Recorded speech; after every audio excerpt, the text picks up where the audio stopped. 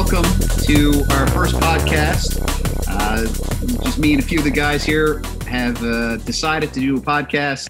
We all work together respectively at either Robot or Engage in some capacity. And I'm Aaron. I'm president of the companies. And of course, I'll just let everyone else do their introductions as well. So go ahead, Pete.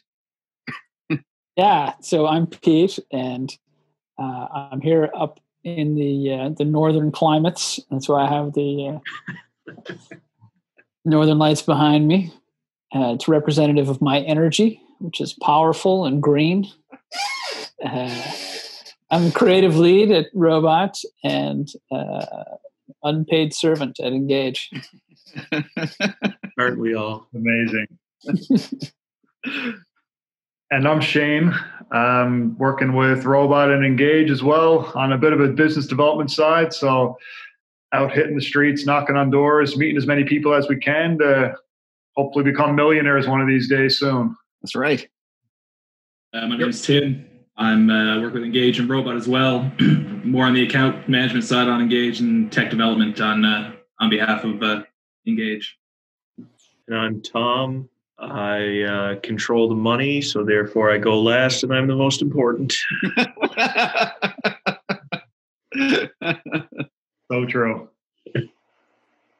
Yeah, so I guess we all came together a couple weeks ago when all this COVID stuff started really hitting home here in Newfoundland and in Canada, and decided that it'd be a cool opportunity and a good time to start recording a podcast and creating a bit of content as some young professionals here on the East Coast trying to not only make a name for ourselves, but I mean, we've got some pretty successful history amongst all five of us here in terms of business, professional, personal lives as well. So lots happening. Thought it'd be a good time to share some experiences, share some stories, and get some cool guests on. We've got a bunch lined up that are going to be coming on over the next couple of weeks. So it's going to be fun to pick their brains, hear their stories, and hear about how everyone's kind of dealing with the whole change of lifestyle and change of scenery the past couple of weeks working from home and being in self-isolation. Perfect. All right. Well, we're getting started, Shane. Love it. So, I mean, I guess I'll put it out to you guys. How have you guys been handling the whole working from home situation? It's a big adjustment. I'm going to put it to Pete first as the man here with some kids. How big of an adjustment has it been for working from home and a change of scenery there for you? Yeah, I mean, you said, with the panel of guys who've had some success in life. Well, I'm the only one here with kids. I'm the most successful in this panel. And the only one really with a grasp on reality. Yes, working from home. It's been a challenge for sure. My kids are 5, 7, and 9. And so when you put them in the house for 2 days, it gets a little bit wild. And so we're at 15 days or something right now. And on several occasions, my wife has tried to walk out the door into the woods and never return. The key is to have a good door with a lock on it and headphones so you can't hear the screaming and the banging. So that's how I've survived. Okay, love it. It's funny, Pete. I don't think since we've been doing these video meetings, you've had any situations where the kids have come in the door, like we've seen from that famous clip online that everyone's seen, I'm sure. But we were on a call with someone a couple of weeks ago when that happened. And that was interesting. But that hasn't happened to you yet. Yeah, I mean, they've definitely bum rushed the room a couple of times. It's just a coincidence that it hasn't been while we're on a call. Awesome. And Tim, looks like you did some renovations there to your home office. The bachelor pad. Wisely. Yeah, I put in the textured wall. Really, needed a project. Stuck home for all this time. Amazing. I think it's funny, man. I think when it comes to working from home, everybody, before this all happened, looked at it like this, like opportunity. Like I get to take it easy and I get to work from home. And like personally, it's something I enjoyed, especially when you had something to do. Like working from home was the thing that made you more productive. You know what I mean? But I think 15 days in, all I want is to be a drone in an office somewhere where it's like surrounded by people, because it's it's weird just to be like completely isolated. And, like we don't have kids. I'm single, and it's just me in the house by myself. At least Pete, there's like noise and human interaction. But the only human interaction I'm getting right now is with you guys on the screen. And Tim, no, you had a leg up on us, and you're saying that you're single, and really those things go together because we can see you're sitting in a luxurious gamer's chair right now. So that's probably helped things. Newly renovated apartment. Does your chair vibrate when you get shot? No, it's for the next version. Because you could get it to vibrate when you got an email or a Slack message or something. That would help bring together, your gaming world with your work world. Just a suggestion. I mean, becoming a cyborg really is the next step. I don't know why we stop at the chair and just implant all that stuff directly into our bodies. I mean, that seems like where we're going. Gamifying the work week is going to be the next trend. That's how we all stay sane here, is it? Tom, what are you doing these days to keep busy and keep out of trouble? I know you're always causing chaos everywhere you go, controlling all the money. I don't know if I've ever caused chaos a day in my life. To be honest, not a lot's changed for me. I pretty much work. If I'm not physically working, my brain is working. So I really haven't noticed a big change. Like even I'm in the office. Like, for me, staying home is. Don't say that. Well, there's nobody else here, so like it's not like it's a big secret. I think for me, nothing's really changed. Like, obviously the human interaction aspect of it is a little different, but you have to make your own coffee now. I always made my own coffee. We don't have servants at our office. In fact, it's unfortunate, but your receptionist made your coffee. Come on. I don't think that's ever happened once. Shelly is great. I love Shelly, but no, we just don't have that kind of environment. Fair enough. And Aaron, I guess we save you for last because you're there on a friggin' beach somewhere. Clearly, you kicked nice. There real quick and sipping on pina coladas or something down there. God only knows what. No, it's great. Yeah, no, I got trapped down here, and just taking it easy. No, I'm thinking about like when we're allowed to travel again, maybe they'll go to a place like this, and if we're out of this sometime in the next 18 to 24 months. But it's been pretty busy for me as well. Again, I've been pretty busy just because you got to get prepared during a time like this, and so that's something I've been doing. And of course, I've sort of pivoted into some other lines of business as well that I'm hoping will work during this time. Is there feedback going on right now, guys? I'm hearing something. I just hear your stupid voice. Okay. No, all good from my side. Is that the feedback you were looking for? No, it's been busy, but like I am starting to lose my there's only so much time I think you can spend in the house. And I think I told you guys the other day I went for a walk and someone splashed me, and they splashed me so good I was texting someone at the time that I had to put my phone in rice afterwards. And I knew I got you good that time. Yeah, I thought that was you.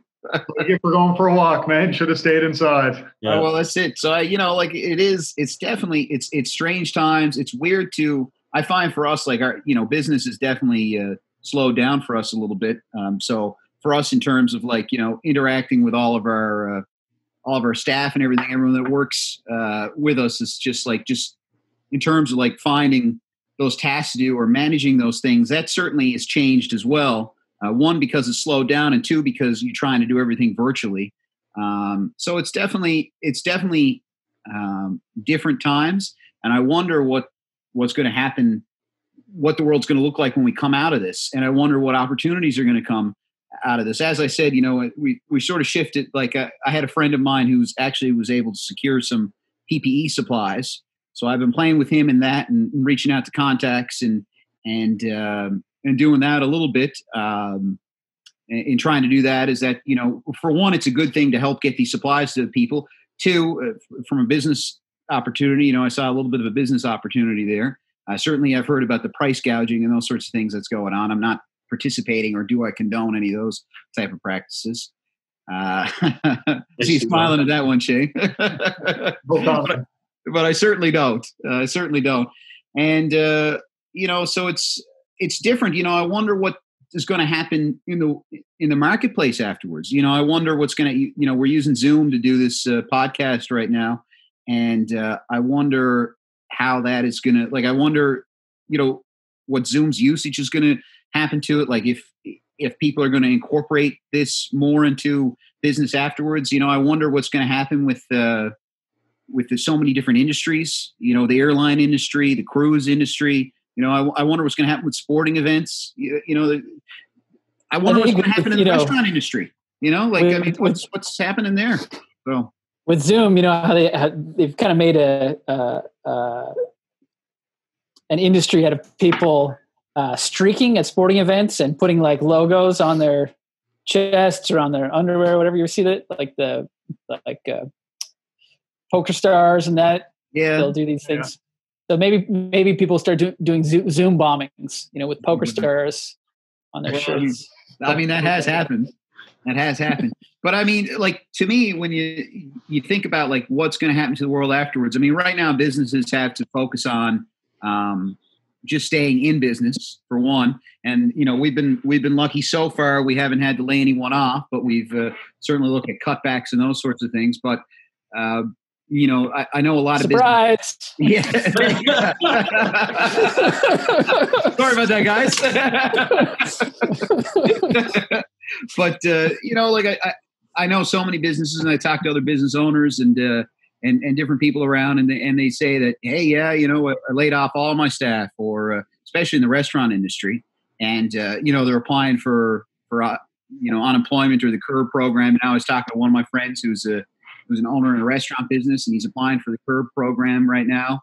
And he was worried about all the staff because a lot of them, he's saying, a lot of my staff don't have, can't, they live paycheck to paycheck, barely as it is. And so now you put this on top of it. It's certainly going to be interesting. And I am interested to see what happens with business and society when we come out of this, and hopefully not too much. But what I'd like to find, as entrepreneurs, I think what we're looking for as well, and what we're looking for those opportunities in those areas to be able to capture on, perhaps, once it opens up again, because, we can't end business. We have to go forward, Sure. And I think another piece too, I think what we're trying to do here is not only highlight all that and talk about all the, I don't want to say talk about all the struggles, but highlight the different opportunities that not only we see, but that restaurant owner that you're talking about. How is he or she adapting their business model so that they can stay in business and keep a few people employed? Or how is the guy who owns the corner store down the road, what's he doing to help his employees get by? So I think that's kind of where we want to bring this over the next couple of months at least, is get some local people on board here to share their experiences and talk about what they're doing and how they're getting by and the struggles and the opportunities that they've seen. And I guess with the inspiration and the hope that that's going to help someone who may listen to this or might hear a little tidbit of it or might see a quick little clip on TikTok or Instagram or something like that, whatever everyone's using these days. I found out, by the way, speaking of which, TikTok is my number one used app now. So over anything else. But sorry, Pete, I think I cut you off. What were you going to say? Well, maybe you can teach us a TikTok dance after this. But I was going to say, you're talking about the restaurants and what are they going to do? Yeah. I think, you're probably helping keep Water West going down there. So I'd like to know, what are their top 5 dishes at Water West? Water West? Yeah. Man, what's your top 5? What's my top 5? Geez, I don't know if I've had 5. So the weekend, what did I have? So they do this Italian penne pasta that's really good. I ordered up a couple of steaks the weekend and made those. I marinated them. I marinated the steaks. I wish I didn't put soy sauce in the marinade sauce. I'll give you that much. I tried that. But all the recipes online I was looking at were calling for, hey, put a little bit of soy sauce in there. I use bourbon in it, so I was thinking that the soy sauce might cut some of the sweetness that the bourbon would do. And really wish I didn't use the soy sauce. But yeah, they got good spaghetti, man. They got great bread. Great little salads and stuff down there. It was a good spot. You can make your own pizza if you want to. They have the Piatto pizza dough down there, and Cool. Cheech Meats, I believe. Yeah, so they sold out pretty early this week. So, but yeah, I talk about small businesses. That's one that I appreciate. I had a conversation with the guy who owns it down there, the chef, Todd Aaron, and he was just. Well, we talked during Snowmageddon, and of course here in Newfoundland we've had Snowmageddon happen, which was crazy. I mean, you think about the restaurant industry. I mean, everything shut down for a week then, and he was just talking about to me, about some of the struggles of that. And now, of course, you have this whole situation. But for them, that was an opportunity that they've looked at now. Now they're in a little bit of a different position where they have the butcher shop and everything there, and they can do some of that. But to me, it seems like they've embraced this a little bit and have set themselves up for success. And that's a little bit, yeah, for sure. You can definitely see how some restaurants have done that and others haven't. And so that's at the end of the day, if you want to be successful or you want to own a business, that's what you have to do. You had to look for those things. Water West has done a good job of that. And you mentioned we're in Newfoundland. So for the global audience, we'll probably have to put that on a map after in post. But, I'm sure that's going to be our biggest concern. Yeah. I think Cedo is another example, and I think Tim, you've ordered a fair bit from Cedo, right? I feel like they've really embraced the online ordering, and I think they're probably doing as well or better right now. Would you say that's true, Aaron or Tim? I think they're doing well. It's hard to really know if people are doing better than they were previously. I think you can't underestimate like the margin that everybody was making on alcohol sales, and that's totally gone now. Yeah. The one thing I think that's awesome about Cedo is that they have kind of created a menu specific to takeout. So everything they make now is something that'll keep in a to-go box for 20 minutes. So it's one of those things, I think they did that intelligently in order to, like you said, like pivot and understanding they're going to be a takeout business, make sure that their offering is totally, focused on that. And they've done a great job. I mean, I think it's one of the greater restaurants in the city.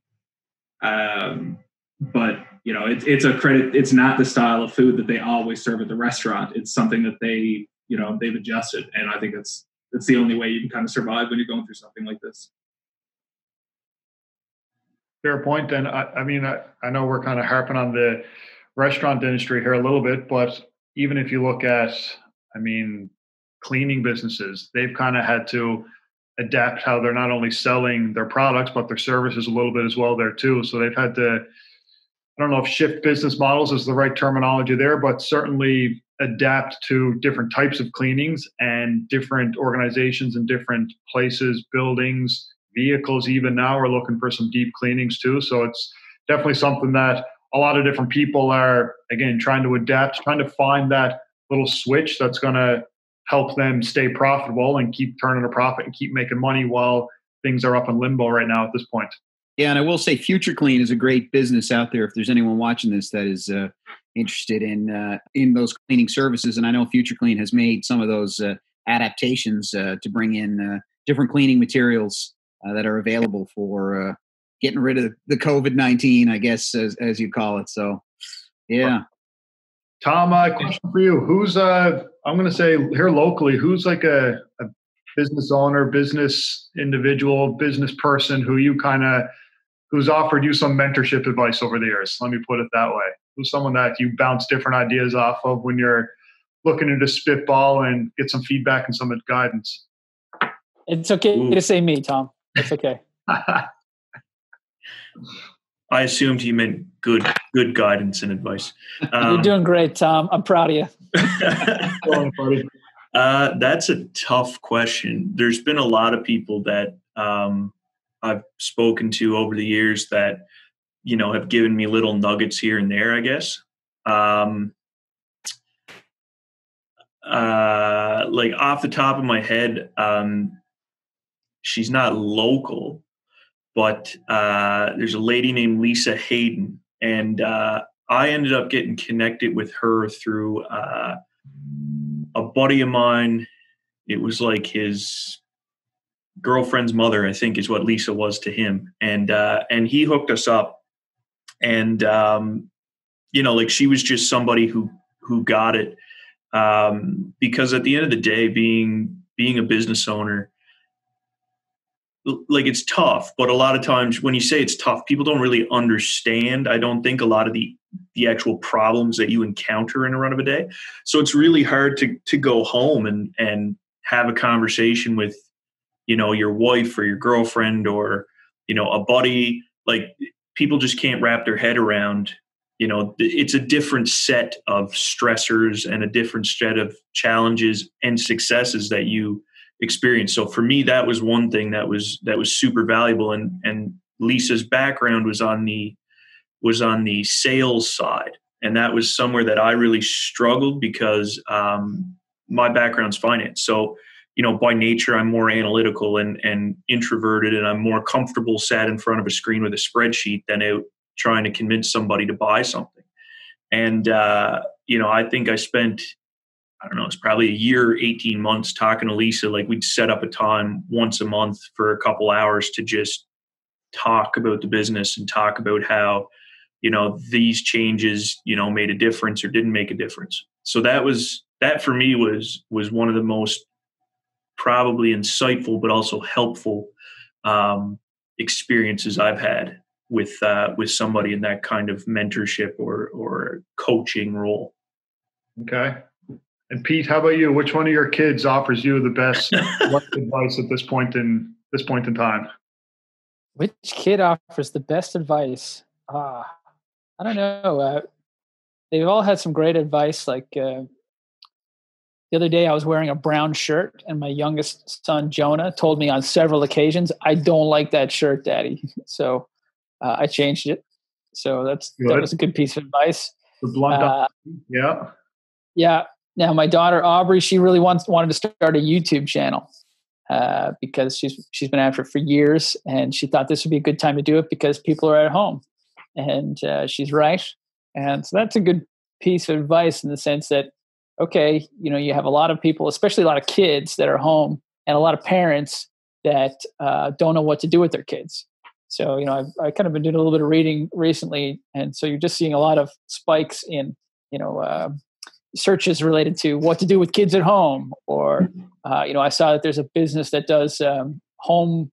They set up, like, not here because it's friggin' there's 3 feet of snow in my backyard, but in other places there are businesses they'll go into a house and set up a gym or set up a play structure in the back, and so they're getting more business because, again, kids can't go to parks or whatever. So people are like, if I can spend $1,500 on a park on a structure in my backyard and kick the kids outside for a few hours, money well spent. Absolutely. So you're definitely seeing a lot of those kinds of things happening.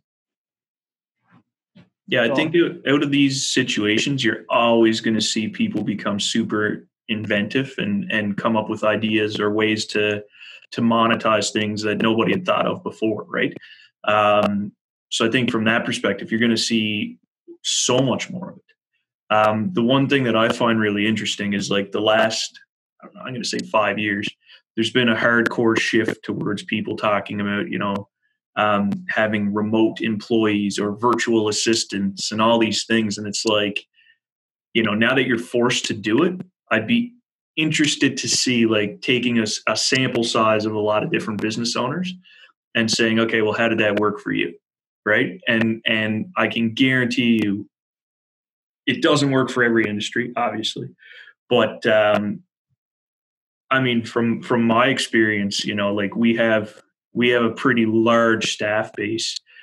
And I mean, I don't know what everybody's doing, at least when they were in the office, I knew what they were doing because they were here.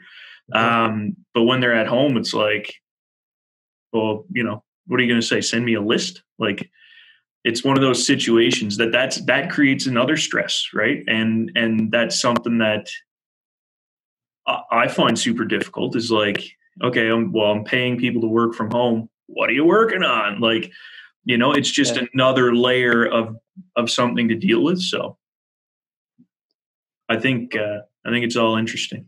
It's going to be funny to see how this plays out.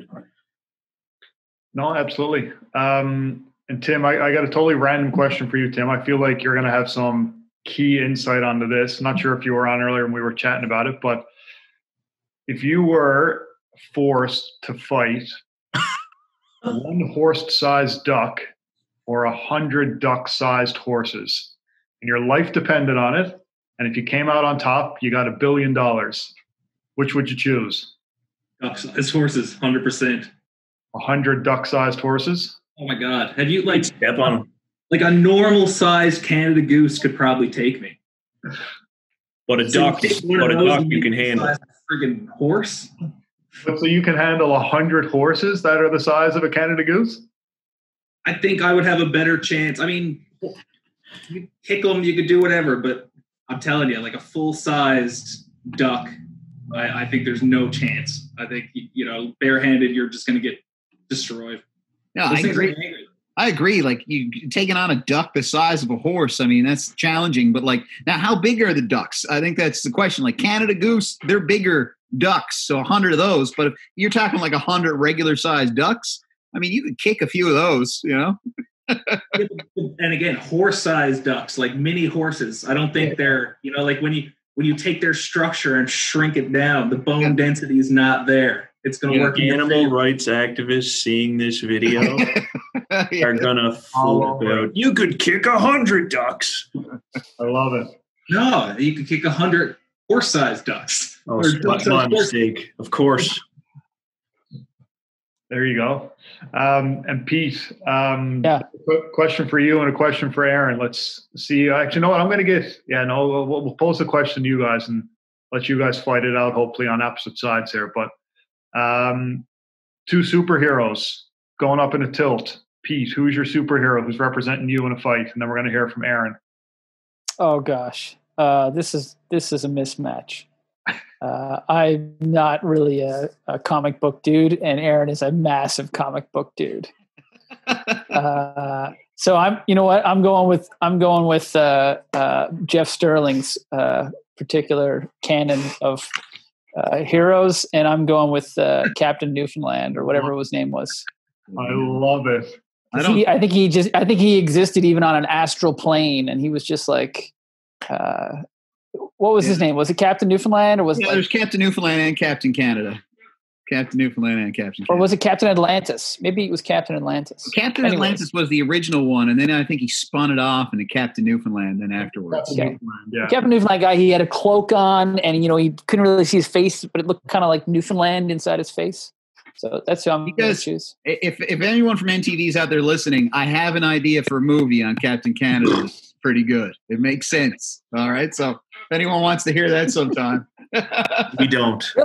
Really, for anyone out there, Aaron's got a movie idea for you. That's true. I got a lot of movie ideas. And the intent was this year, this is one of the bad things about, like, I guess the everything being shut down. We were going to do a movie this year. I mean, we had been talking about it. We were, going to do a short film, and I'm disappointed now because I don't know if we're going to be able to pull that off now. Never say never.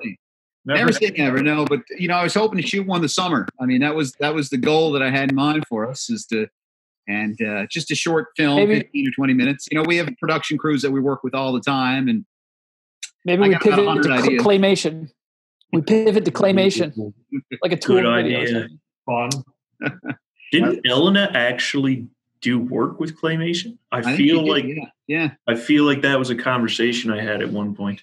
Yeah, she did. Yeah, she could. Yeah, for sure. Ellen is a mad old genius. So, Aaron, who do you got going up against Captain Newfoundland? I mean, I don't think there's anyone that can take Captain Newfoundland. I'll be honest with you. I mean, but listen. If you're gonna have superheroes in a fight, I mean, it's always got to be. Superman is always the guy that you got to go for. I mean, who beats Superman? I mean, tough. You can take someone like Thanos or something like that. I mean, that'd be pretty. Thanos is pretty. Doesn't like a rock defeat Superman? Like, isn't that the biggest crock of shit ever? Doomsday killed Superman. Isn't it kryptonite? Kryptonite kills him. So kryptonite. Oh, yeah. What superhero is that? The guy dies when a rock is near him. It's the worst. That's the worst weakness ever. Just throw rocks at him, he'll die. We now know that Tom is not a comic book fan or Marvel. No. You